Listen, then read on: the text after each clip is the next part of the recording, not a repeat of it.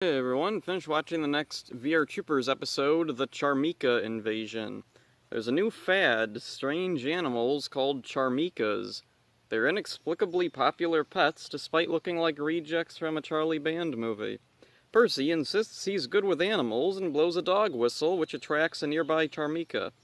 Later, his own Charmika steals his radio and headphones and flies up into a tree. Caitlin is researching the Charmikas for a story and finds the name of where they come from, Drollmerg. He then realizes that spells Grimlord backwards. The creatures are indeed creations of Grimlord. When they eat enough, they'll become monsters called Charmadors. Caitlin and JB broadcast the sound of Percy's dog whistle to lure away the Charmikas, while Ryan battles one that's become a Charmador. Doommaster shows up to help it. JB and Caitlin fire at Doommaster and the Charmador, and it gets confused and attacks Doommaster. Doommaster retreats, and then the Charmador spins around and explodes. The Charmikas are all following the dog whistle sound through the reality barrier. Eventually, there's only one Charmika left, Percy's. It didn't hear the dog whistle because of its headphones. It becomes a Charmador just as Ryan finds it. Ryan defeats it, and the Charmikas have overrun Grimlord's ship in virtual reality. At the newspaper, Percy talks to the troopers about his own idea for the ideal pet, ants. He shows off an ant farm only to realize the ants have escaped and are in his clothes. This is a pretty good episode. The Charmikas, though, don't really pass for cute. They're lazy and gluttonous and look like a cross between a gremlin and a frog. There are only a few Charmika puppets, so for large crowds, they'd be multiplied with special effects. Blue screen, probably. The crew apparently just watched Troll 2.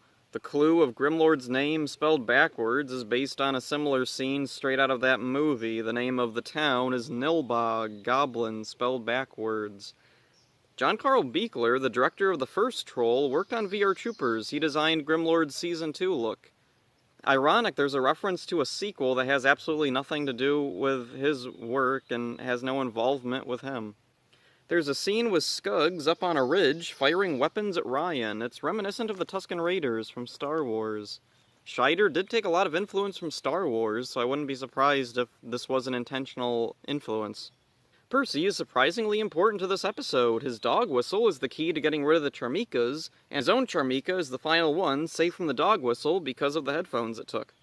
I watched the Scheider counterpart of this episode. The Charmador monster getting confused, attacking Doommaster, is pretty much the same, with no radically different context. Him spinning around and exploding as well, no really added context, though in Scheider it doesn't die after it explodes, it shrinks. One of the main differences between these two episodes is what the main monster starts out as. The Charmikas are pretty gross looking, but their counterpart are actually believable as a cute animal that people would want as a pet. It's smaller for one, and it has more of a personality. The other difference is how the other forms of the monster are used. There are many Charmikas, while there's only one of its Scheider counterpart. It's fascinating how VR Troopers took influence from Scheider, but created an entirely different story. So that's it for this one. Hope you enjoyed it. See ya. Hey everyone, finished watching the next VR Troopers episode, Dream Battle. The troopers, along with Percy, are playing paintball. A disguised Skugg spies on them and reports to Grimlord. Grimlord calls nighttime. He plans to trap the troopers in a dream. Back at the paintball course, the disguised Skugg leads the troopers into an ambush. The troopers are sent into the battle grid. It looks unusual. Nighttime zaps the troopers out of it. They feel tired. They go to the lab and collapse. The troopers awaken in a dream. Professor Hart materializes VR visors on them so he can monitor what they're experiencing. The troopers wander through a surreal nightmare where Grimlord has taken over the world. At the lab, Professor Hart tries to enter the dream, but fails. He only manages to explain to the troopers that they're in a dream. Suddenly, all the troopers are separated. The troopers each find themselves fighting against monsters. Eventually, they reunite only to find nighttime in control of their own vehicles. Ryan concentrates. If this is a dream, then anything's possible. He summons a dream eradicator and fires it at nighttime, who retreats. At the newspaper, Percy tries to fire a paintball gun only for it to backfire and blow up in his face. This episode's okay. I think the creators had some really big ambitions for this one, but unfortunately a lack of resources really hindered what they could do. It feels like there was going to be a really big battle eventually, but it never comes. If they had access to some of the past monster suits, I think we could have had a big battle filled with old monsters. Unfortunately, most monster costumes were either falling apart or never available. We get Doom Master and the Vixens, both versions of Skuggs, and even an American Nighttime, but no big battles. I think some Metalder footage may have worked. Since it's a dream, that actually might have made some sense, and they could have used Metalder footage again. Might have actually been kind of cool to see that. The battle grid forms return outside the battle grid. They get little screen time, unfortunately. The surreal nightmare world is unique and fun, but it's all too brief and doesn't go far enough.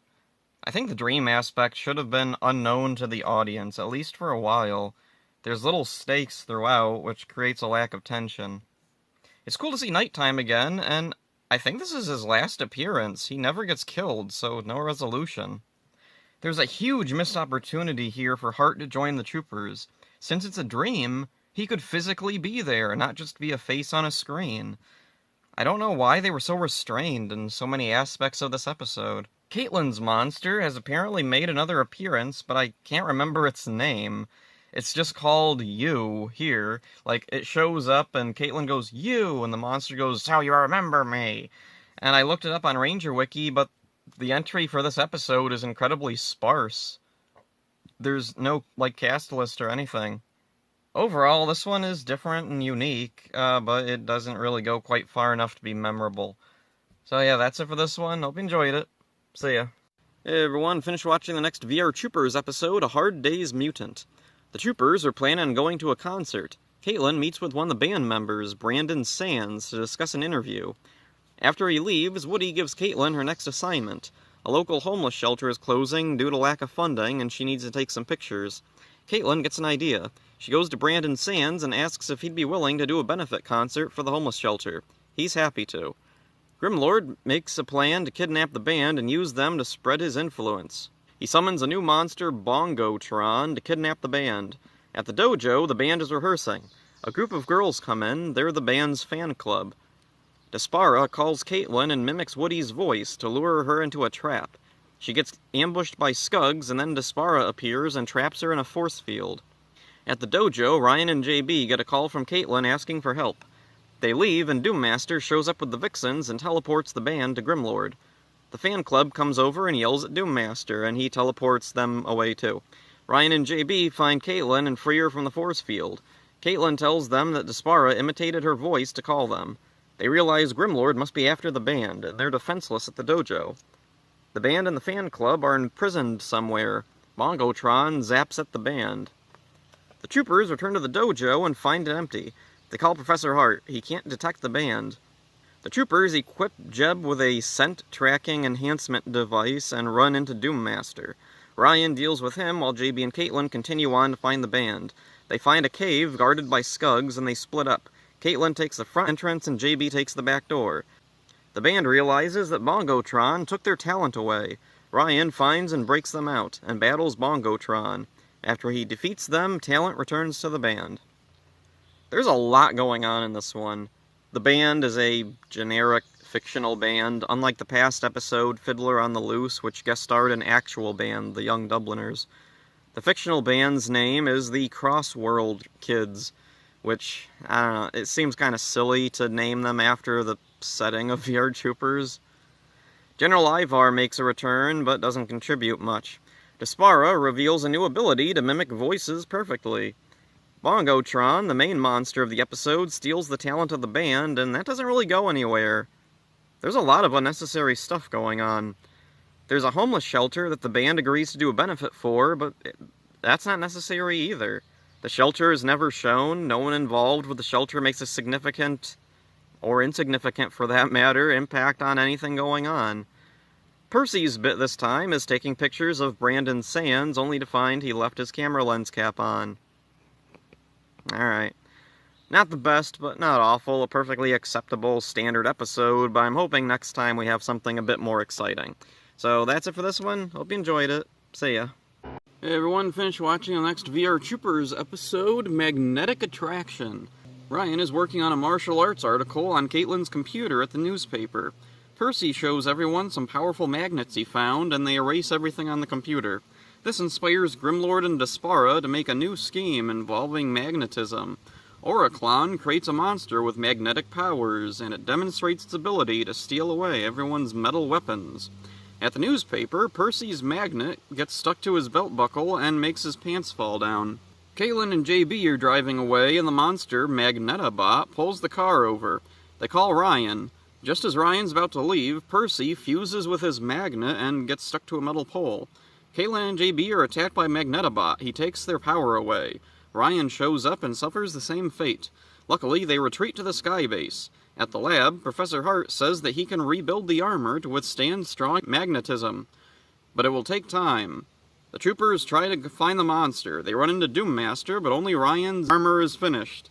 He transforms and fights the monster while JB and Caitlin fight off Skugs. Ryan defeats Magnetabot, and Percy returns to normal. This episode's okay. Once again, it's a perfectly standard episode, just not outstanding. Percy is stupider than established when he tries to pick up a computer with a magnet. He really should know what strong magnets do to computers. Magnets, how do they work?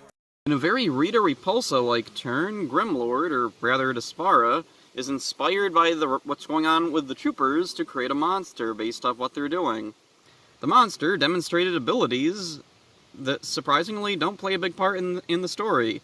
Instead of stealing away weapons, he just takes their power away. Like, it works, but I wonder what was stopping the production crew from having the monster pull away the troopers' weapons and then toss them to Doommaster.